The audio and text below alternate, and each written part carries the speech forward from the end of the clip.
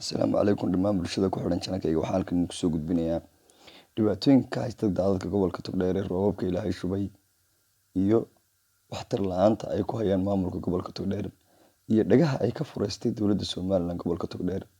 Taariikhda haddii lagu noqdo ilaa maanta ilaa iyo maalintii Somaliland lagu dhawaaqay ilaa haddan maanan arag dowlad bilicda gobolka Togdheer wax ka qabata.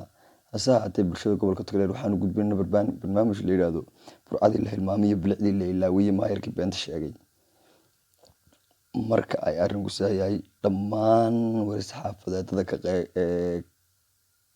ka soo baxa gobollada Somaliland ee kala duwan waxaad arkaysaa dhibaatooyin aad u kala gedisan ay ka sheekeynayaan oo ku saabsan horumar la'aanta gobolka Togdheer.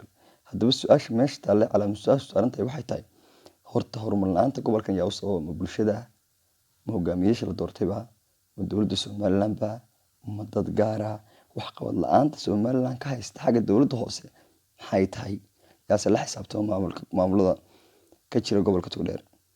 Taasi ilaa hadda mid ay bulshada gobolka Togdheer isweydiisay maaha balse dhibaatada dadka haysta waxay tahay dadkani hadday ka hadlaan dhibaatada haystay cashuur sanadeedka laga qaado miyaa la xirayaa miyaa la galaynayaa ilaa iyo hadda bulshada isweydiinaysa taasa.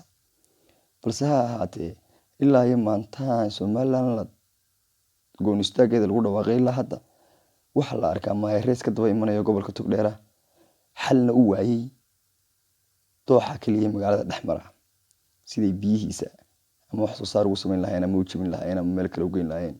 Waad aragtaan in muraadin badan soo arrin kale ka hadlaya ama madaxweyne soo dhaweynaya ama bulshada wuxuu sheegaya.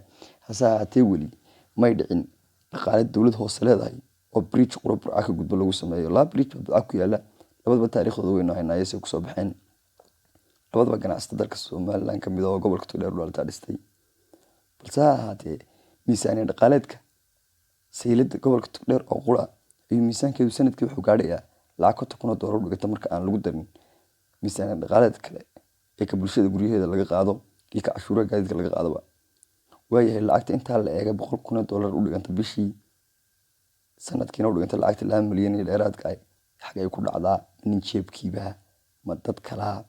Haddaba waxaan u sheegaynaa bulshada reer Burco waxaan idin leenahay bilicdii la hilmaamay gobolkii bilicdii la hilmaamay bulshadii la ilaaway iyo maayirkii beenta sheegay program la yiraahdo socon doono taxanaha ayaan idin soo gudbinaynaa. Hadda laga bilaabana qof kasta oo gobolka Togdheer ku nool fartiisa yuu eersanin dowlad kasta hoose la dooranayana hal haat meel lagu xisaabtamo waayo sheekadan way ka soo gudubtay ku tiri kuteen iyo been la isu sheego waayo gobolka Togdheer bilicdiisa halis ku jirta ilaa iyo haddana wax ka hadlaymaynan arag wana halbowlaha lixda gobol ee Somaliland ka mid ah. Bulshada gobolka Togdheer waxaan leenahay ma xisaabiseen lacagtan la idinka qaadaa meesha ku baxdo cidda cunta halkay tagto iyo siday u baxdo. Marka waxaan leenahay bulshada gobolka Togdheer isla xisaabtan wanaagsan sameeya waxaydna hubinaha bixina. Assalaamu calaykum.